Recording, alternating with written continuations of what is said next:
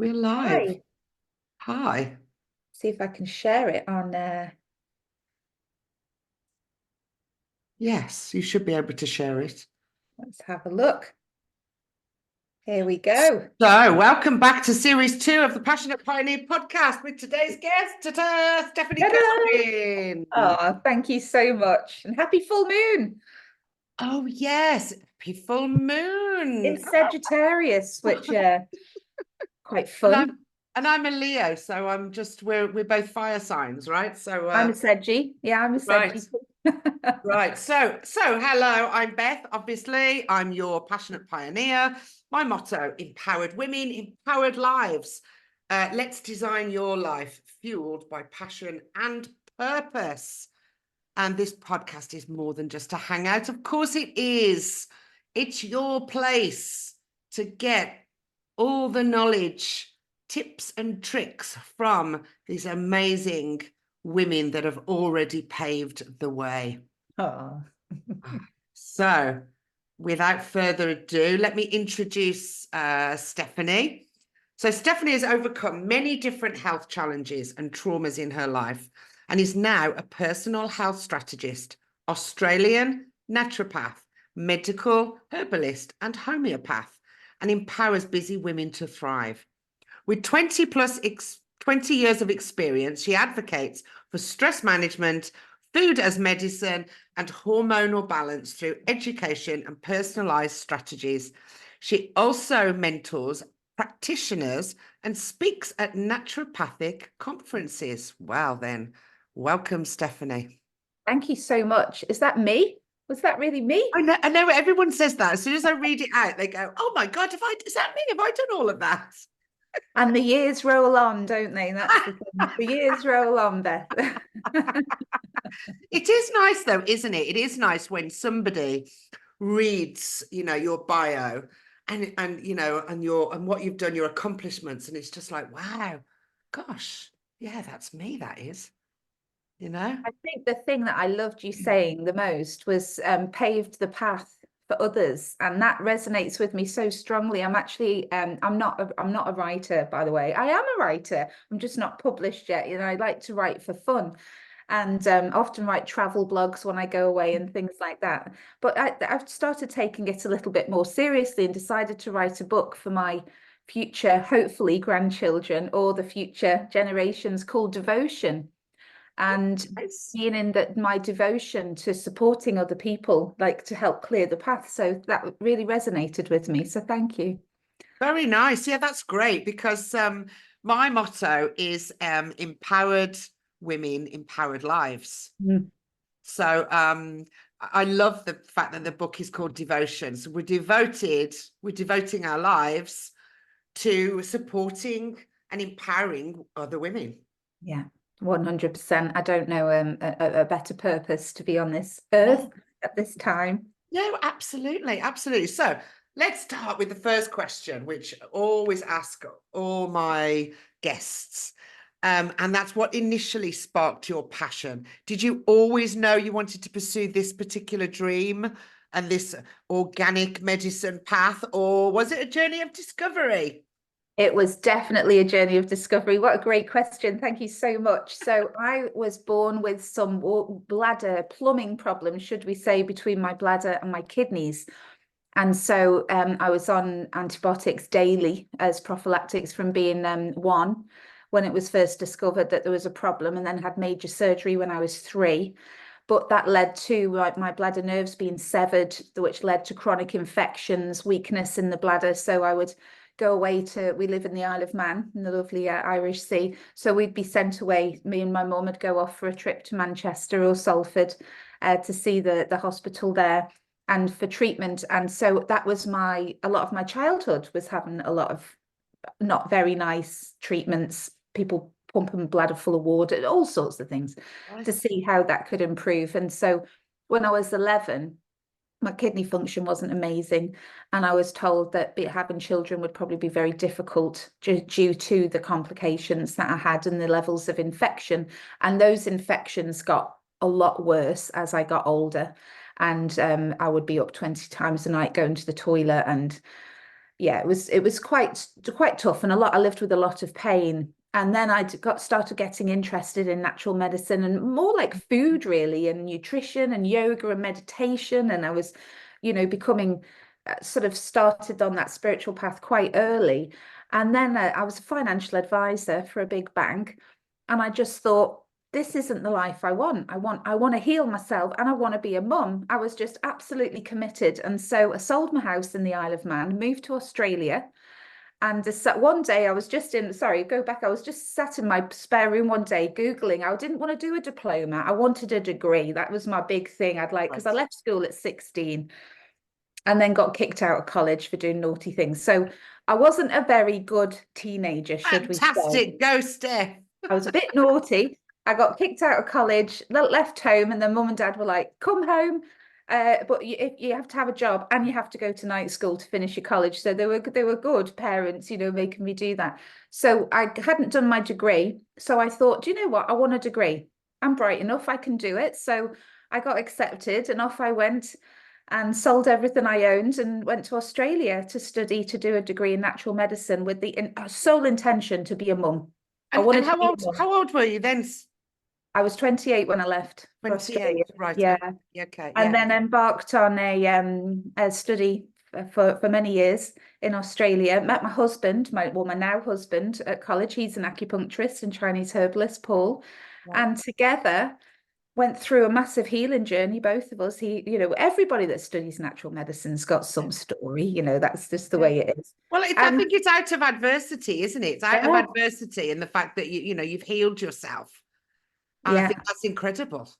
It's not a final destination though, Beth. It's healing, it's continuing. So our son is now extremely healthy and 13. So I managed to get my dream, which was to be a mum, which is all I wanted to be. Right. And from that, went into, as I was healing myself, I had a lot of heavy metals in my body. So when I qualified, I then started doing heavy metal, specialized in detoxification. That was my big passion. And then when I'd had my baby, I felt that I would be able to then support other women. So then we had a fertility clinic north of Brisbane, or we had our own natural health clinic. So then started focusing on fertility and then more women's health. And then I had a breakdown.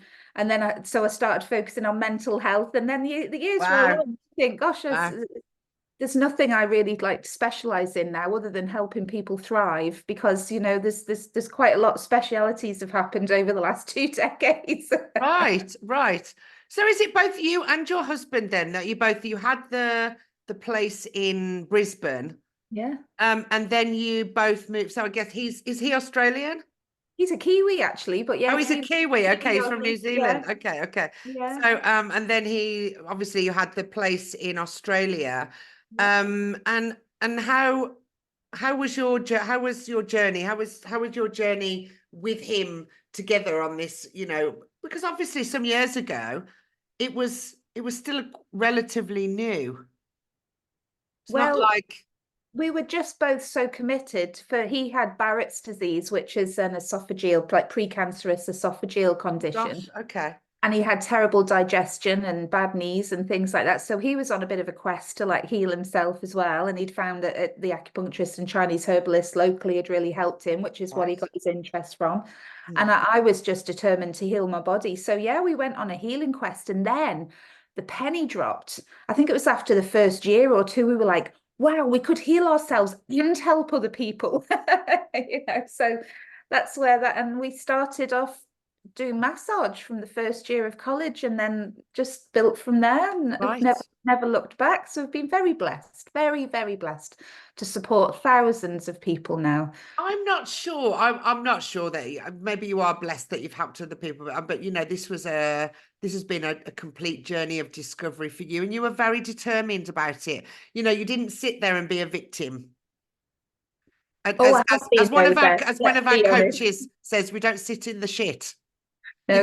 You can sit in the shit, or you can move out of it, because it's very comfortable and warm in the shit, right? But if you move out of it, and you were very determined not to stay there, you were very determined to heal yourself. And so, blessed. It took a lot of work and a lot of self study. Yeah, very much so. And there was no stone unturned, Right. emotionally, spiritually, energetically, Right. physically, So let's mentally. not brush it off as just blessed, Stephanie, No, because yeah, thank you you. It was tough. right, yes, because you've both obviously worked very hard. You've been on a journey of discovery that now you can help other people with health issues, and there's so many people have a trust issue with doctors for many reasons, right? And we just don't want to be forcing just taking medicine for the sake of it. We also know that some of the medicines that we take, the legal medicines that we take, are not so good. We know the horror stories of some of them. And so I think it's really good to find out the natural ways that we can heal. The plants are on this planet for a reason. They certainly are. Right. They certainly are. However, I'm type 1 diabetic. I'd be dead without my medication. So I like to make sure that Right. extreme on one way or the other. I like to make sure there's a healthy respect. And what I help as a health strategist is actually work out everything that's available for that client. It's not just what I've got in my clinic right now. Right now, it's not just what I can offer, and not maybe what my husband can offer. We're actually looking at, right, actually a private MRI would be a great idea now, or actually, did you know that you could see a specialist for this privately, or we could do some private tests, or shall we bring in an expert, a psychiatrist or a psychologist? It is nice to know that we've got these options. It's not just it's not just the GP. It's not just and it's also not on all on the GP's shoulder either, because they're not. We expect them to have all the answers, don't they? And they don't have all the answers. I mean, let's be fair, right? They are my heroes. To see a client on the 10 minutes, every 10 minutes, all day, every day. I mean, I wouldn't even have the capacity to do that. They are my heroes. Yeah. Hard, very hard for them, for what they're given, the budgets and what they're allowed to test for, what they're allowed to prescribe sometimes as well. It's very, very difficult for all health professionals at the moment. The budgets are so low, they're so stretched, there's not enough staff, and there's a lot of need. And an increasing need, and this is why. But this is a problem, though, in the world, isn't it? Why is there an increasing need, Steph? So let's talk about that as a little, as a little diversion, right? So before I ask you my next question, let's talk about those health problems in the world. So why is it that we have those? We've obviously got poor diet. Our lives are very different from our grandparents, right? Let's delve into that a little bit and tell me what you see happening, because you're the expert. Thank you. So we have fundamentally a seesaw in our body called our autonomic nervous system. And you'll know some of these terminologies, I'm sure all your listeners will be. And one side is called fight, flight, or freeze, so the sympathetic nervous system, and the other side is called rest and digest. And this, if you think of it like a seesaw, when one side goes up, one side goes down, it can't do this. So it can't be heavily, it can't be like 80% on one side and 40% on the other. It doesn't work like that. If it's 80 on one side, it's 20 on the other. Now, stress, the fight, flight, or freeze side, is the driving force. That's the one that's in charge, because if there's any stressor to the body, it's stimulated. Now, the body biochemically doesn't know the difference between types of stress. So stress from being a little bit late and thinking, oh, I'm going to be late to get to that meeting, or financial stress, or work stress, or relationship stress, stress from too many electromagnetic frequencies, from 4G, 5G, Wi-Fi, all these. If we could see what that stuff was doing to us and the stress it was causing to ourselves, we'd run away, really. Stress from poor nutrition, stress from toxins in our environment. Anything that has a smell creates a massive amount of stress impact in our body. Stress from infection or stress from injury. All of this is the body sees as a stressor, but it actually manages it exactly the same. It manages it as if you're running away from a tiger or a man with a gun. Right. And so if we think that stress is on one side, well, what's on the other? Making hormones, detoxifying, enzyme production, digesting our food, metabolizing our food, our brain making neurotransmitters that make us happy. All of the goods, our immunity, fighting cancer, all of the good stuff is on the opposite side of stress. And so it's actually really simple. Right. If we can just decrease the stress down, we then upregulate the rest of the body function, basically. Right. It's Right. that simple. So first of all, working out what the main stressors are. And this is where coaches like yourself are great. You know, is it a boundary issue? Is it that that person can't say no to anybody? So I've got to do this and I've got to do that and I've got to do this. Right. That's the stressor. Is it because they're ploughing themselves? They've got their, like, you know, Glade plug. Sorry, I shouldn't mention brands. Plug-in air fresheners and things like that, and slapping themselves with all the, you know, toxic sunscreens and, you know, all that sort of stuff. Yeah. Is that causing a stressor to the body? So it's just working out what the stressors are. Unfortunately, there's never just one nowadays. And Right. No.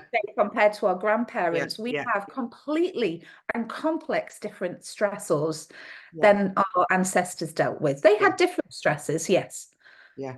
But our stresses now, it's like so fast paced and we're all addicted to I this know. thing. I know. I know. I know. I And know. I I say to all my said we're like onions, aren't we? We're really like onions. And you know, you find out what the first, well, you think this is the stress, and you take that off, and then you're like, oh, hang on a minute, I'm still stressed. What's this other layer? Then you're like, I'm still stressed. What's this other layer? And you continue, right? And it's just uncovering the layers of the onion. absolutely. I like to call it.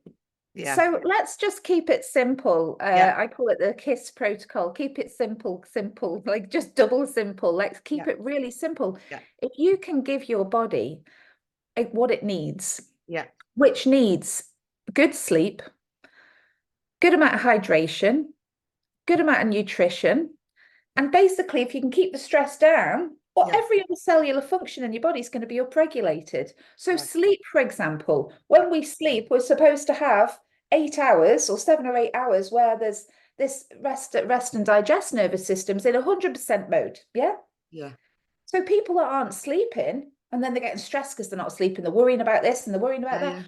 They're not even getting that 7 or 8 hours where the body is actually deeply resting. No, All right. the energy can go into healing.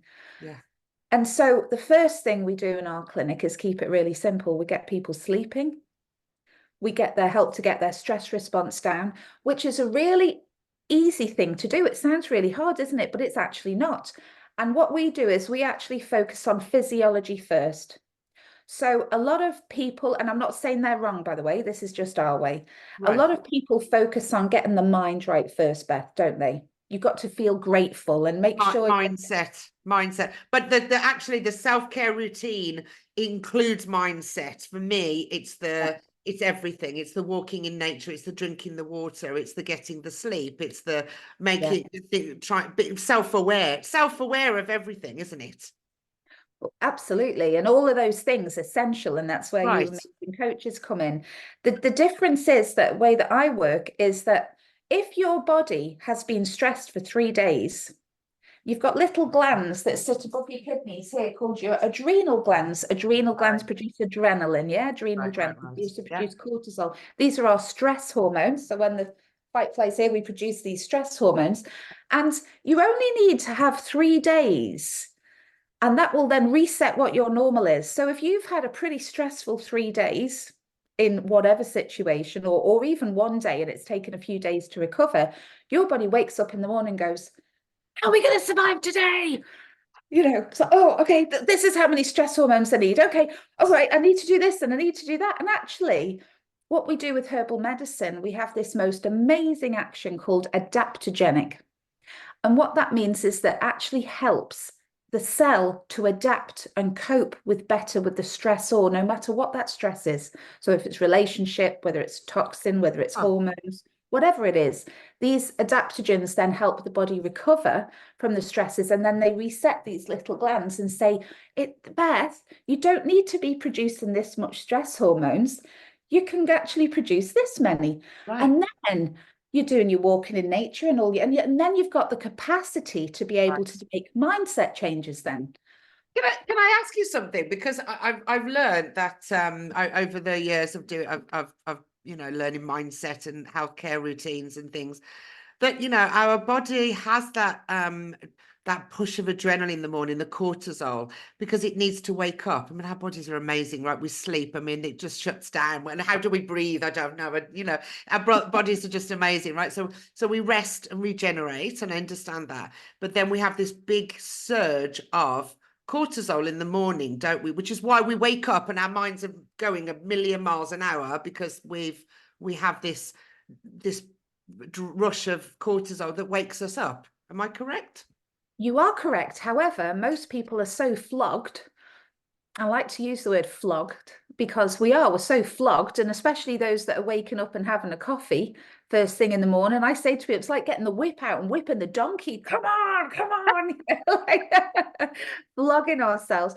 But most of us are so deficient, and especially when we start getting to the ripe old perimenopausal menopause age in the 40s and 50s, maybe 60s, we're so flogged by life and by everything that's been going on around us. And then you get the hormones, and then you might not sleep and all the rest of it, that actually a lot of people aren't getting that natural boom in the morning. So we have different stages of how stress impacts our body and our adrenal glands. And people might have heard of adrenal fatigue. You know, there's different stages of that. So you're talking about maybe stage 1 or 2, where everybody's still like actually producing enough stress hormones to make them think adequately. But a lot of my clients are more flogged than that. Right. Okay.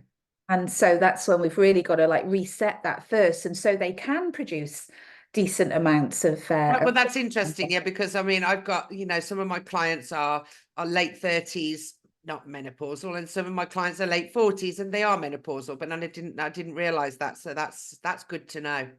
Yeah, no, right, okay. really. So it's because I sleep, you see, I'm menopausal, but I sleep like a baby every night. I don't have a problem sleeping. I sleep at least 8 hours. Probably I need like at least 9. Yeah, I like 9 hours.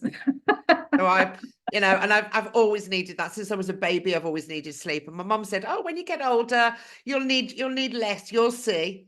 Well, I'm still waiting for that because I've never needed less sleep. Well, right? this is why you look so amazing, because you're sleeping like a baby, because we regenerate, don't we, in the night? We regenerate. And on our liver, which is a massive organ, it's like about 2 kilos that sits under the right breast here. Right. Our liver actually makes antioxidants. And everybody's heard of antioxidants, haven't they? But they don't really know what they do. But antioxidants actually repair damage. And so when you're sleeping well, your body's making more antioxidants. This is why beauty sleep really is beauty sleep. Right. And I drink a ton of water as well during the day. Winter, summer, doesn't matter. If I go out anywhere, I've always got a bottle of water with me. I drink plenty of water. Good you. Well done. I'm also the coffee in the morning girl as well, you know, but I need 2 coffees, but I do like cups of tea, and I do like to drink lots of water. Wonderful.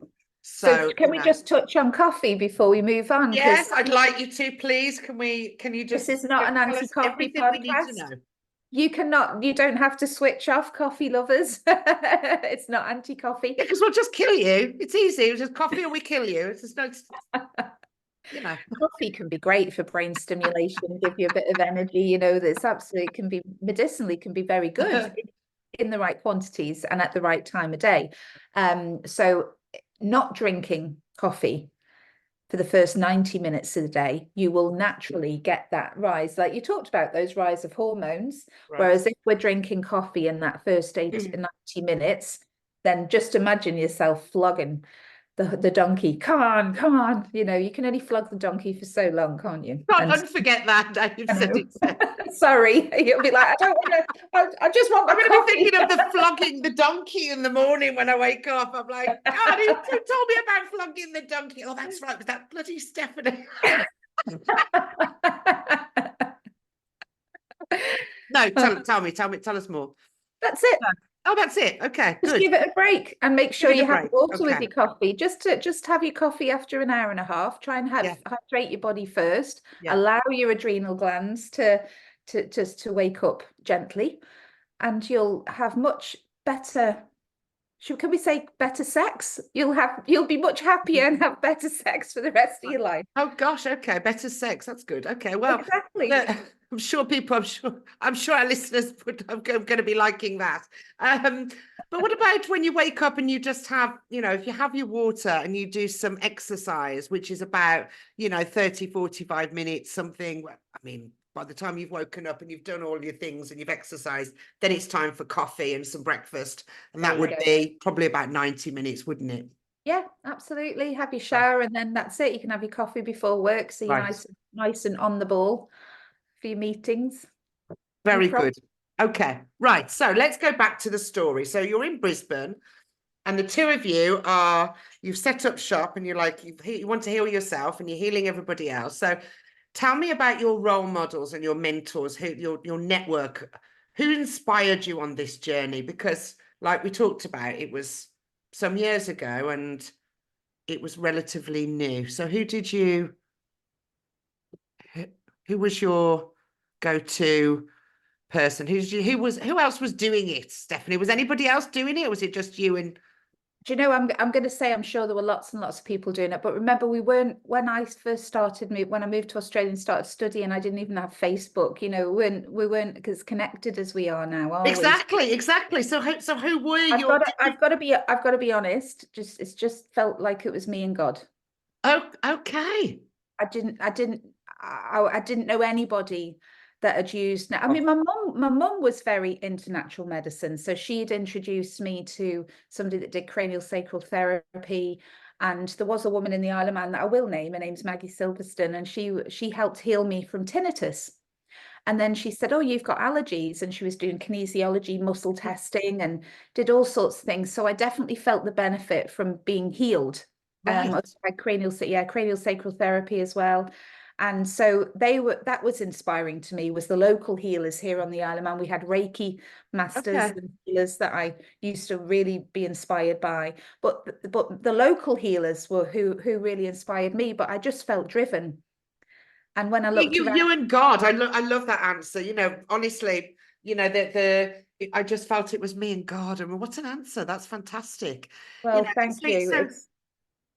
It's not something I get asked very often, but I feel that that's still the same. I don't feel that to be any different, although I do feel very inspired by many people, obviously, but it's like I keep seeing if I can go this way or that way, and God's like, no, this is your path. You're in your own lane. Stay here. Stay in your lane. I gave that advice to a friend the other day who's struggling, and I said, stay in your lane. Yeah. Stay in your lane. Oh, just cut out the noise of the world and try and stay in your lane. Yeah. But that's interesting because, like I said, God did not, there's this planet, whoever made it, whether you want to call it God, creator, source, universe, whatever.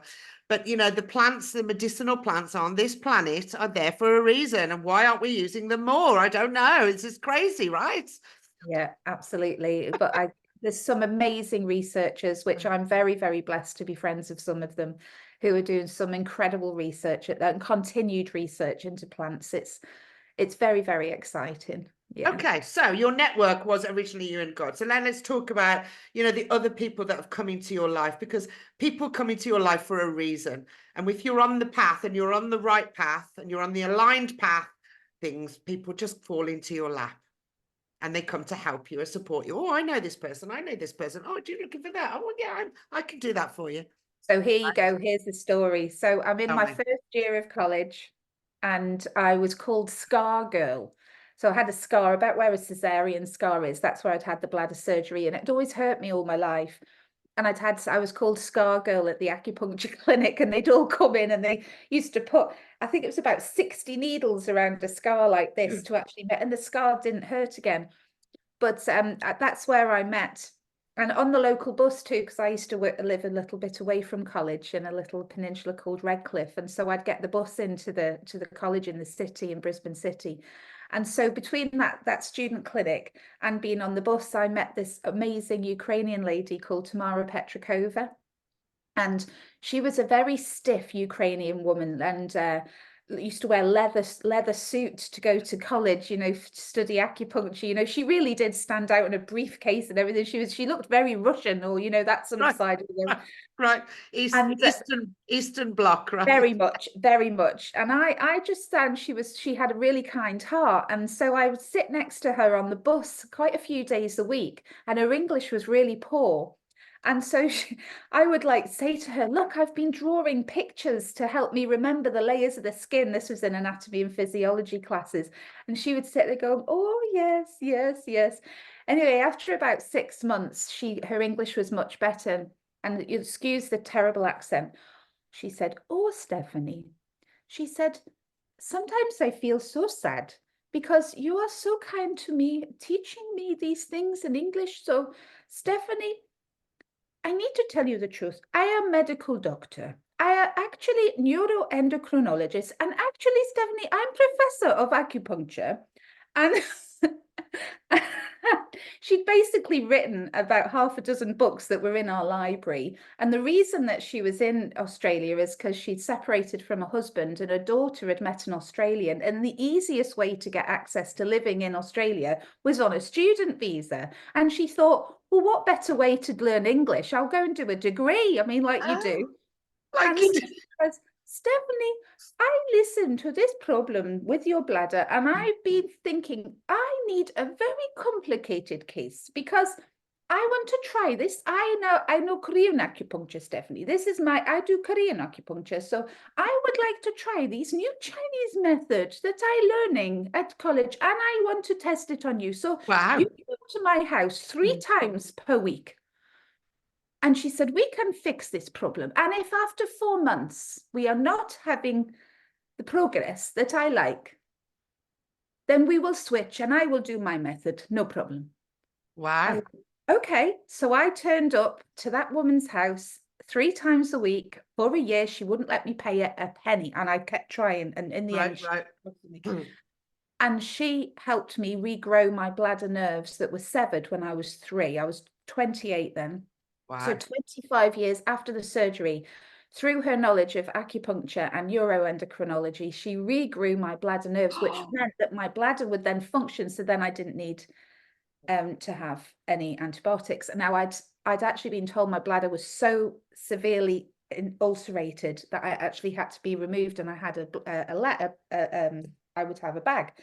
Now I was caring for a quadriplegic guy at the time who'd been in the army and then been electrocuted, and he'd fallen on his head. So I was caring for a guy with a spinal injury. So when the urologist said to me, we want to take your bladder out, I thought, I was obviously very upset, but then I went into care for my client, and I thought, my God, if the only thing this guy had to deal with was a bag, a urine bag, and he could still walk a mountain, he could still go out dancing, he could still swim in the sea, he could still do whatever he wanted to do, he would think that he'd won the absolute lottery of life. You know, this would be his best day. So seeing her and then seeing him was a really big mindset thing for me. It was like, well, if that's as worse as it's going to get, I'll take it, but I'm not going to take it right now. I'm going to see what I can do. So I was determined. Yeah. Determined. Determined. And that woman, I believe, was sent to me from the Creator, because she helped heal me. And she was one of many that did. I went to India. I did loads of things. Helped fear. So fear is held in the kidneys in Chinese medicine. So I had a lot of fear. So I did a lot of work on clearing fear with shamans, and you name it, I did it. But I was determined to heal my bladder, and it's now fully functioning and no infection. Wow. Well done. Gosh, that's amazing. What a great story. Thank you. Yeah, what a great story. And I'm guessing your husband is also healed and, you know, on his journey, and you know, he's cured himself of Barrett's, and now dozens and dozens of clients of that and many other things. But you know, we both manage. I have a rare adrenal gland disease. I'm type 1 diabetic. He's got Hashimoto's. You know, I've been living with depression and anxiety for all that time. All those antibiotics wrecked my gut, so I just don't make enough of those neurotransmitters. So I have certain things I need to do and certain supplements I need to take to keep my mental health level, and I have to have my self-care has to be meticulous, otherwise I'm not great. But I believe that that's led me down a different life. You know, if I didn't have that, I wouldn't need to go and walk amongst the trees every day. I wouldn't need to dance every day. I wouldn't need to eat well. You know, it's almost like you can turn it into a blessing, can't you? Well, it is like you said earlier, it is a lifetime thing, isn't it? Because, you know, it's like you can't just have a diet where you just lose some weight and then you know, you've got to have a lifestyle change if you want to be healthier and fitter, and, you know, you want a healthy body, especially as you get older. You've got to change your routines. You've got to, it's a lifestyle change. It is. Absolutely. The thing is, and you're great coaches are great at helping people with that and keeping people accountable, which is massive, isn't it? Accountability. Yeah, I'm yeah, sure that's what you spend most of your day doing. yeah. So I think Yes, without me, they say they'd be very lazy and they just wouldn't do it. Without me kicking their you know what. and you know, isn't that wonderful that you can offer that Yeah. support? Yeah. And what I try and tell people is we can make some massive headway without you having to redesign your whole life, because a lot of people like don't come to me or shy away from coming to me because they're like, oh, I haven't got the energy for that at the moment. I haven't got time to like be learning new recipes or try new things or change it. So what I try and do is do things in absolute bite-sized pieces. And we just build and we focus on the next step. What's the next step? Right. The next step is get some good sleep. Great. Can you imagine how you'd feel if you're not sleeping and then suddenly you sleep? Yeah. And then just keep building, you know, so it doesn't have to be that complete overhaul. Some people really like a complete overhaul, but how long do they stay No, accountable? it doesn't work. It's too, most of my clients are, you know, they're overwhelmed and confused, and we have to take just one step. I say, well, just do one thing, just do the next aligned thing. What makes sense to you? What's available to you right now? What can you do right now? Yeah. And then we And just, as my coach says, we build does on it that. make your heart sing? Right, exactly. Focus on doing what brings you joy, because I think we've become almost programmed by society Oh. to not be happy. It's terrible, right? It's terrible. And when I Yeah. say, you know, it's just like empower you, and you know, you've got the answers. Well, don't ask me for the answers. You've got the answers, but you've got to you got to follow your intuition. It's funny, I'm doing this. I've just created, I haven't done a challenge since 2022, and I thought, well, it's time, because I'm getting lots of questions from 30 and 40-year-old women, and they're just overwhelmed and confused, and it's the happiness, they've lost it, they just can't find it. And I'm doing this 5-day challenge, and exactly that. It's how to tap into your intuition, to follow your own guidance, right? To say, you know, what makes you happy. Stop the world is crap, Beth.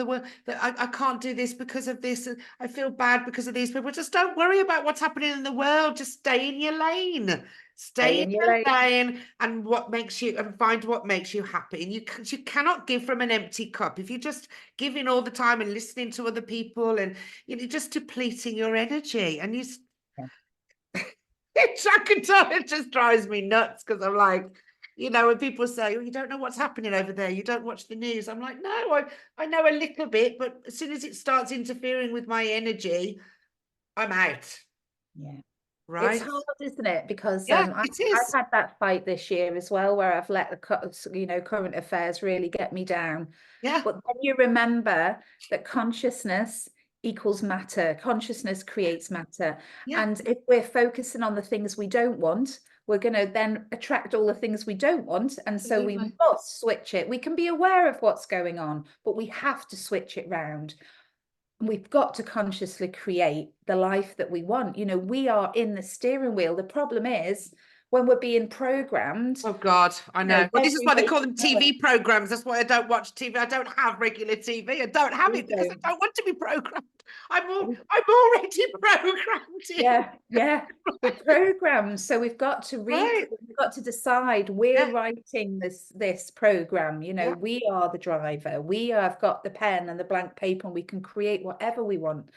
We're so blessed, aren't we? We are so blessed. We have so much privilege, being born in this part of the world, and you know, we've got so much privilege, and all we have to do is be happy and help other people. Again, I'm going to say, are we blessed? I'm lucky. I live on a mountain in the middle of Italy. Am I blessed? No, I'm not. Am I lucky? No, I chose this.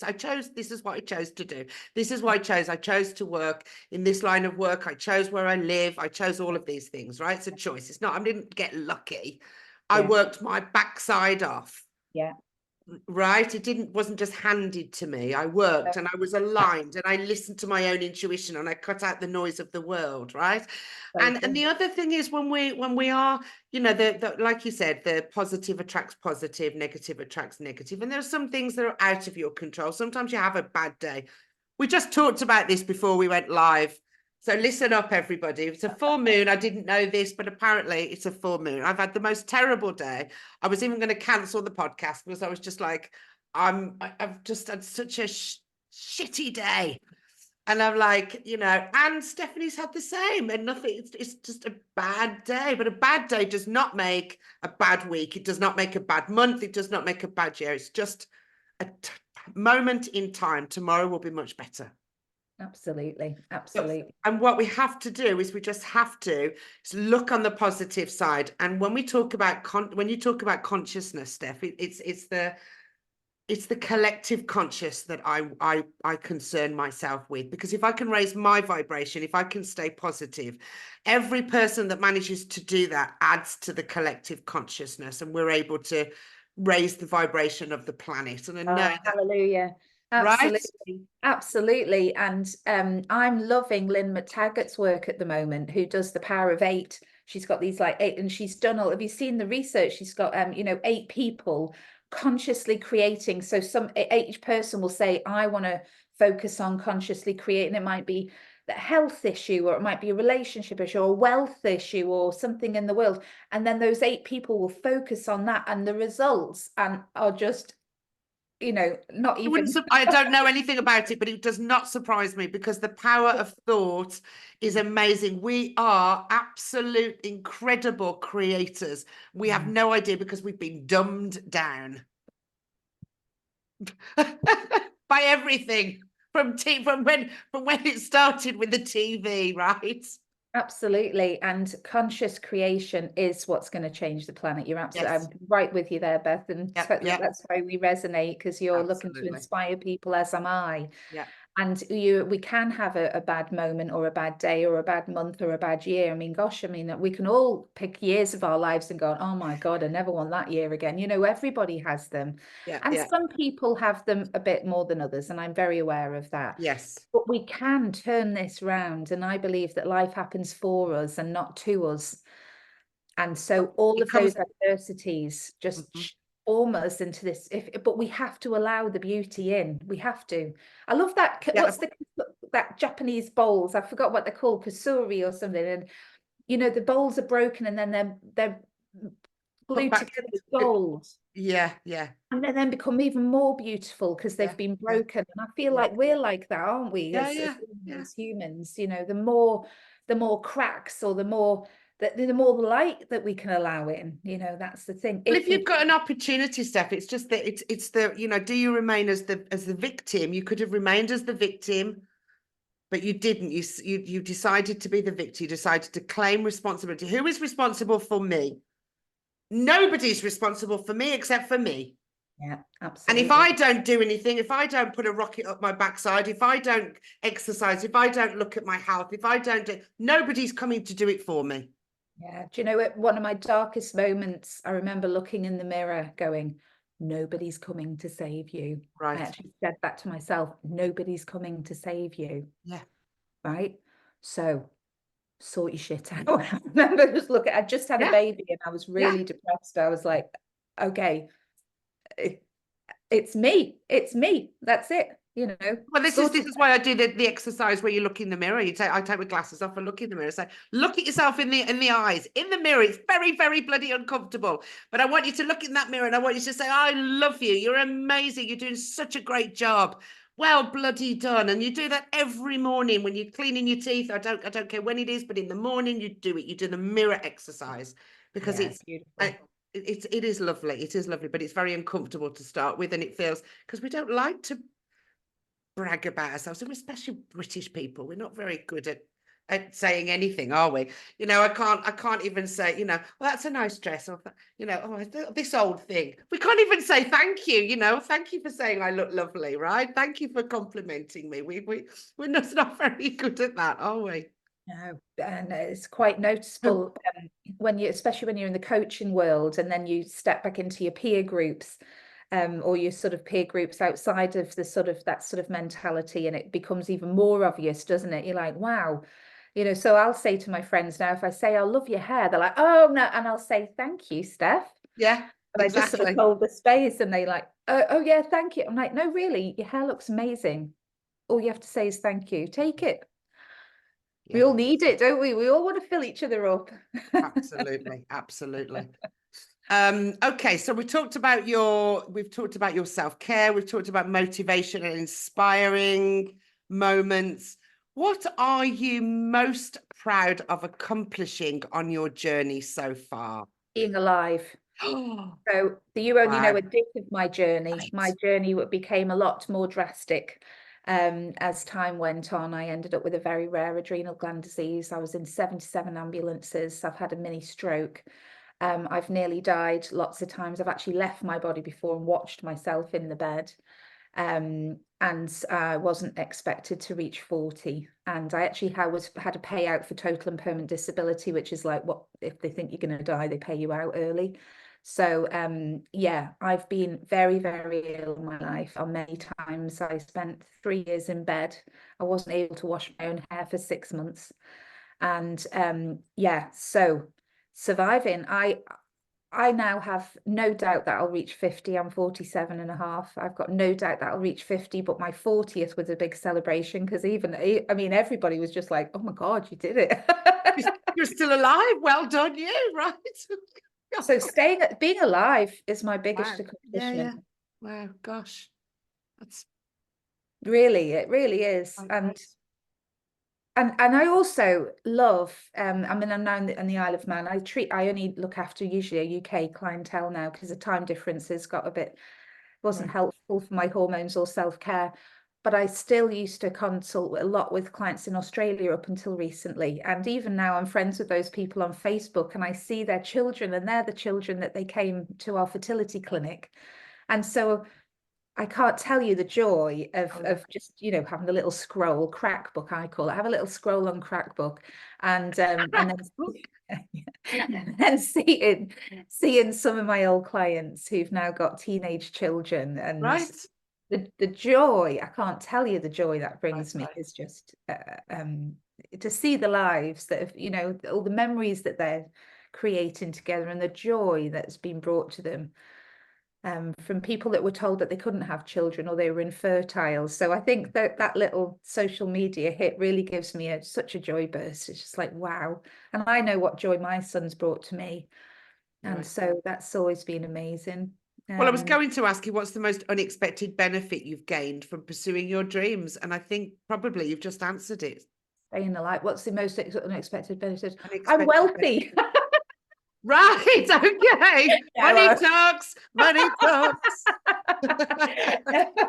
I'm actually, well, compared to most people, I probably wouldn't be that wealthy, but I feel wealthy. I can eat whatever food I want when I want to. I don't worry about paying my oil bill. I can go on trips away and holiday. I go abroad usually at least twice a year. I spend my summer with my family on in yoga camps in a field, drumming and Nice. praying and doing amazing things. And that to me is wealth. That's absolute wealth, that I don't have to add up the shopping as I'm going around the supermarket. And I'm not that extravagant. I buy And the it is, and it charity is, shop, and you know. I know it's a problem. Because I'm speaking to, you know, lots of other people at the moment, and I know everyone's struggling with the bills. I know the UK is particularly bad. Europe has increased in price a lot, but not like England and Canada. I don't know what's happening over there. It's incredible, the prices. Oh, You know, horrendous. America's the same. I mean, it is. Australia, New Zealand. I do feel privileged that again, I don't pay rent. I own my house, you know, and I'm the same, really. I And I do. feel really blessed that we've had Yeah. those years where we could, you know, earn, and especially low interest. I mean, we literally you know, came out of that low interest rate, and a lot of people had to get new interest rates. It was incredible. But you know, on the side, I only just stepped into the fact a couple of years ago that I was an entrepreneur. I didn't even know what an entrepreneur was until about 4 years ago. And somebody, it was a friend of mine called Georgie, and she described herself as an entrepreneur. I had to Google it. I was like, what's that again? I know it's something to do with business. And now I am an entrepreneur. My vision is, I've helped a lot of people and been poor because of it. And now I think, well, I can help a lot of people and be wealthier. And the more wealthy I am, the more I help other people. Absolutely, yes. So the thing is, it brings freedom, doesn't it? So that you can help people, you can help more people, and that's what you have to. That's what you have to give it as, yeah. And that again is one of my biggest joys, is having. And don't get me wrong, you know, what Tony Robbins says: if you can't give a penny out of your pound, you're never going to give a million out of your 10 million. You know, that's the thing, isn't it? It's where does it start? And I've always started small. I've always wanted to give. It's not just about giving money, whether it be time, giving love, giving. No, absolutely. No, I've reached out to a few friends who've I've seen, and I send them, and, well, how can I help you? I'm not sure how I can help you. What can I do right now to, you know, if I can only send you love and hugs, and I can just talk to you for 20 minutes, if that's all, you know. It's anything, isn't it? It's anything.